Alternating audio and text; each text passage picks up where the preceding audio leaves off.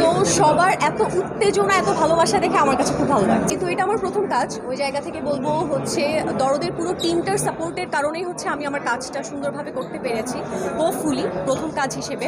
আর সেই জায়গা থেকে বলবো যে আমি ওয়েট করছিলাম দর্শকের রেসপন্সটা কেমন হবে, তারপরেই হচ্ছে আমি আগাবো।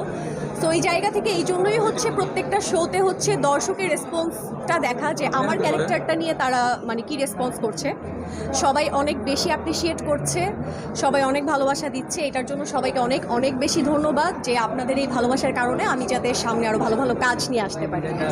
প্রথম সিনেমাতেই শাকিব খানের সিনেমায় অফার পেয়ে গেছেন, কাজ করেছেন, এইটা কি লাক বলবেন নাকি আপনার কষ্ট বলবেন?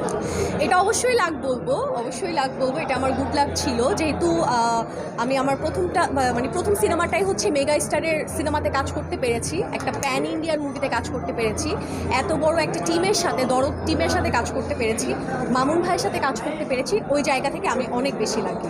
আচ্ছা, ফ্যামিলির রিয়াকশন এখন হচ্ছে পজিটিভ রিয়াকশন। কজ হচ্ছে ফার্স্টে যখন আমি এন্ট্রি করি তখন হচ্ছে আমি ওই টাইমে প্রিপারেশন ছিল না আমার সিনেমাতে কাজ করার জন্য, কজ আমি ফ্যাশন মডেল ছিলাম। সো ওই টাইমে একটু বাইন্ডিংস ছিল ফ্যামিলিতে। বাট এখন যখন দেখছে যে আলহামদুলিল্লাহ এত ভালো রেসপন্স, তারপর এত ভালোবাসা পাচ্ছি সব জায়গা থেকে, এখন আমার ফ্যামিলি ফ্রেন্ড সবাই অনেক বেশি হ্যাপি। কাজের সময় আমার অনেক অনেক বেশি নার্ভাস ছিলাম। ইভেন হচ্ছে আমি যখন বানারসে যাই ওই টাইমটা থেকে আমি অনেক বেশি নার্ভাস ছিলাম।